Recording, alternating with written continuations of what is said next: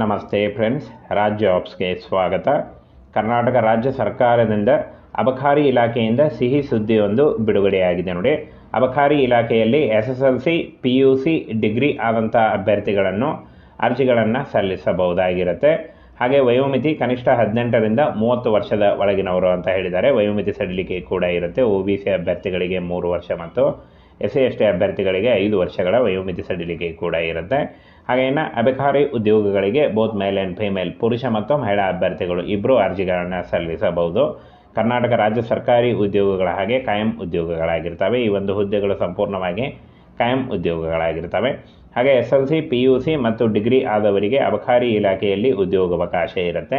ಇನ್ನು ಸಂಬಳ 30,000ದಿಂದ 60,000ವರೆಗೆ per month salary ಆಗಿರುತ್ತೆ. ಇದು ಜಾಸ್ತಿ ಕೂಡ ಆಗ್ತಾ ಹೋಗುತ್ತೆ. ಇನ್ನು ಫ್ರೆಂಡ್ಸ್, ವೇತನ ಶ್ರೇಣಿಯನ್ನು ಆಲ್ರೆಡಿ ತಿಳಿಸಿದ್ದೀನಿ. ಹಾಗೆಯೇ ಇಲ್ಲಿ ನೋಡಿ, ಸಭೆಯಲ್ಲಿ ಶಿಕ್ಷಕರ ಕ್ಷೇತ್ರದಿಂದ ನಾರಾಯಣಸ್ವಾಮಿ ಅವರು ಅಬಕಾರಿ ಇಲಾಖೆಯಲ್ಲಿ ನೇಮಕಾತಿ ಮಾಡಿಕೊಳ್ಳುವುದರ ಬಗ್ಗೆ ಕೇಳಲಾದ ಪ್ರಶ್ನೆಗೆ ಅಬಕಾರಿ ಸಚಿವರು ಉತ್ತರಿಸಿದ್ದಾರೆ. ಅನುಬಂಧ 1ರಲ್ಲಿ ಖಾಲಿ ಇರತಕ್ಕಂಥ ಹುದ್ದೆಗಳ ಸಂಖ್ಯೆ, ಈಗಾಗಲೇ ಕಾರ್ಯನಿರ್ವಹಿಸುತ್ತಿರುವ ಸಿಬ್ಬಂದಿಗಳ ಹಾಗೆ ವೇತನದ ಬಗ್ಗೆ ಕೂಡ ಮಾಹಿತಿಯನ್ನು ನೀಡಲಾಗಿದೆ ಅಂತ ಹೇಳಿದ್ದಾರೆ. ಫ್ರೆಂಡ್ಸ್, ಇಲ್ಲಿ ನೋಡಿ, ಖಾಲಿ ಇರತಕ್ಕಂಥ ಉದ್ಯೋಗಗಳು ಗ್ರೂಪ್ ಎಯಲ್ಲಿ 60 ಹುದ್ದೆಗಳಿದ್ದರೆ ಗ್ರೂಪ್ ಬಿಯಲ್ಲಿ 8 ಹುದ್ದೆಗಳಿದ್ದಾವೆ. ಹಾಗೆ ಗ್ರೂಪ್ ಸಿಯಲ್ಲಿ 1,633 ಖಾಲಿ ಉದ್ಯೋಗಗಳಿದ್ದಾವೆ ನೋಡಿ. ಈ ಒಂದು ಖಾಲಿ ಉದ್ಯೋಗಗಳಿಗೆ ನೇಮಕಾತಿ ಆಗುತ್ತೆ ಅಂತ ಹೇಳಿದ್ದಾರೆ. ಹಾಗೆಯೇ ಗ್ರೂಪ್ ಡಿಯಲ್ಲಿ ಬರ್ತಕ್ಕಂಥ ಚಾಲಕರ ಹುದ್ದೆಗೆ ಹಿರಿಯ ವಾಹನ ಚಾಲಕರು 14 ಹುದ್ದೆಗಳು, ಅಬಕಾರಿ ಕಾನ್ಸ್ಟೇಬಲ್ 573 ಹುದ್ದೆಗಳು, ಹಾಗೆ ಮುಖ್ಯ ಪೇದೆ 165 ಹುದ್ದೆಗಳು, ಬೆರಳಚ್ಚುಗಾರ 46 ಹುದ್ದೆಗಳಿದ್ದರೆ ದ್ವಿತೀಯ ದರ್ಜೆ ಸಹಾಯಕರು 137 ಹುದ್ದೆಗಳು, ಶೀಘ್ರ ಲಿಪಿಗಾರರು 34 ಹುದ್ದೆಗಳು, ಹಾಗೆ ಪ್ರಥಮ ದರ್ಜೆ ಸಹಾಯಕರು 136 ಹುದ್ದೆಗಳು ಖಾಲಿ ಇದೆ. ಹಾಗೆ ಅಬಕಾರಿ ಉಪನಿರೀಕ್ಷಕರು 353 ಹುದ್ದೆಗಳು, ಹಾಗೆ ಅಬಕಾರಿ ನಿರೀಕ್ಷಕರು 60 ಹುದ್ದೆಗಳು, ಲ್ಯಾಬ್ ಸಹಾಯಕ 2 ಹುದ್ದೆಗಳು ಖಾಲಿ ಇದೆ. ಹಾಗೆ ಗ್ರೂಪ್ ಡಿಯಲ್ಲಿ ಒಟ್ಟು 1,755 ಹುದ್ದೆಗಳು ಖಾಲಿ ಇದೆ. ಈ ಹುದ್ದೆಗಳಿಗೆ ಅರ್ಜಿ ಸಲ್ಲಿಸಿದ ಅಭ್ಯರ್ಥಿಗಳನ್ನು ನೇರ ನೇಮಕಾತಿ ಮೂಲಕ ಆಯ್ಕೆಯನ್ನು ಮಾಡಿಕೊಳ್ಳಲಾಗುತ್ತೆ. ಯಾವುದೇ ರೀತಿಯ ಲಿಖಿತ ಪರೀಕ್ಷೆ ಆಗಲಿ, ಯಾವುದೇ ರೀತಿಯ ಒಂದು ಅರ್ಜಿ ಶುಲ್ಕ ಆಗಲಿ ಇರಲ್ಲ ಅಂತ ಹೇಳಿದ್ದಾರೆ. ಹಾಗೆ ಈ ಒಂದು ಹುದ್ದೆಗಳು ಫ್ರೆಂಡ್ಸ್ ಹಾಗೆ ನೇಮಕಾತಿ ಶುರುವಾಗಲಿದೆ ಅಂತ ಹೇಳಿದ್ದಾರೆ ನೋಡಿ. ಫ್ರೆಂಡ್ಸ್, ಇದಿಷ್ಟು ಒಂದು ಅಬಕಾರಿ ಇಲಾಖೆಯಲ್ಲಿ ಖಾಲಿ ಇರತಕ್ಕಂಥ ಹುದ್ದೆಗಳ ನೇಮಕಾತಿಯ ಒಂದು ಇನ್ಫಾರ್ಮೇಷನ್ ಆಗಿತ್ತು ನೋಡಿ. ಏನು ಕೆಲವೇ ದಿನಗಳಲ್ಲಿ ಈ ಒಂದು ನೇಮಕಾತಿಗೆ ಅರ್ಜಿಗಳನ್ನು ಕರೆಯಲಾಗುತ್ತೆ ನೋಡಿ. ನೋಟಿಫಿಕೇಶನ್ ಕೂಡ ಬಿಡುಗಡೆ ಮಾಡಲಾಗುತ್ತೆ. ಫ್ರೆಂಡ್ಸ್, ಕರ್ನಾಟಕ ಅಬಕಾರಿ ಇಲಾಖೆಯಲ್ಲಿ ಖಾಲಿ ಇರತಕ್ಕಂಥ ಹುದ್ದೆಗಳ ಒಂದು ಕಂಪ್ಲೀಟ್ ಡೀಟೇಲ್ಸ್ ಆಗಿತ್ತು. ಕರ್ನಾಟಕ ರಾಜ್ಯ ಸರ್ಕಾರದಿಂದ ಅಬಕಾರಿ ಇಲಾಖೆಯಿಂದ ಸಿಹಿ ಸುದ್ದಿಯೊಂದು ಬಿಡುಗಡೆಯಾಗಿದೆ ನೋಡಿ.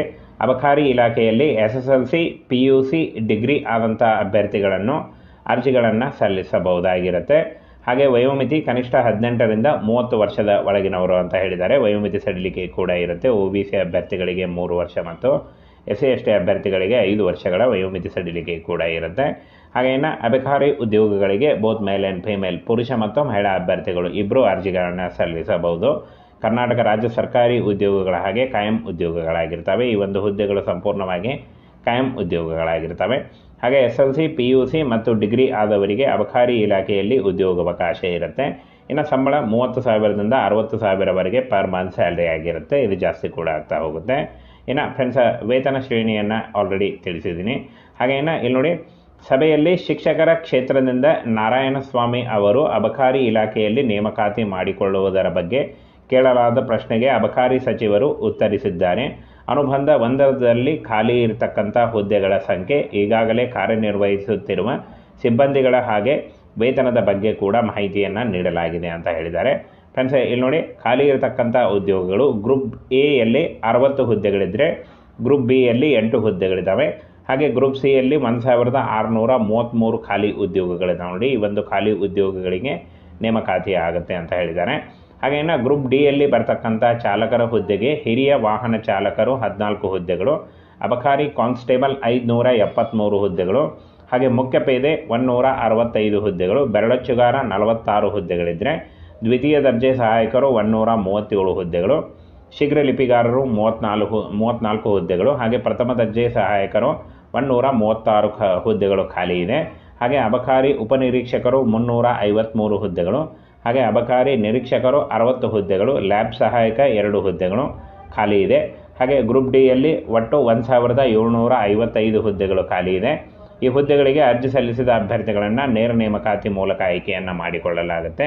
ಯಾವುದೇ ರೀತಿಯ ಲಿಖಿತ ಪರೀಕ್ಷೆ ಆಗಲಿ ಯಾವುದೇ ರೀತಿಯ ಒಂದು ಅರ್ಜಿ ಶುಲ್ಕ ಆಗಲಿ ಇರಲ್ಲ ಅಂತ ಹೇಳಿದ್ದಾರೆ. ಹಾಗೆ ಈ ಒಂದು ಹುದ್ದೆಗಳು ಫ್ರೆಂಡ್ಸ್ ಹಾಗೆ ನೇಮಕಾತಿ ಶುರುವಾಗಲಿದೆ ಅಂತ ಹೇಳಿದ್ದಾರೆ ನೋಡಿ ಫ್ರೆಂಡ್ಸ್. ಇದು